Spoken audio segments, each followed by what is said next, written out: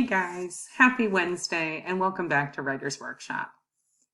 Today's focus is going to be using all that we know to revise. So we're really going to be focusing on making our books the best that they can be by using all of our revising strategies.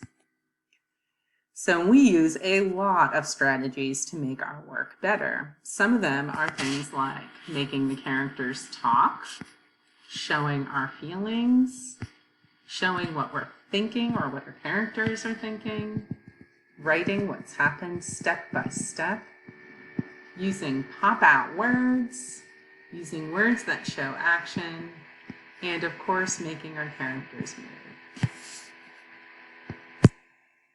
Today, I'd like you to try to find your best piece of writing so far, the one that you're really proud of, but maybe that you still have a little bit of wiggle room in terms of improving some more. So you're going to pick 2 different strategies today from that list that I just read off to you.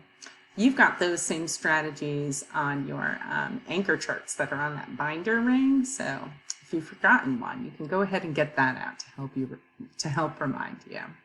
So you're going to pick 2 strategies, maybe showing what you feel or using pop-out words.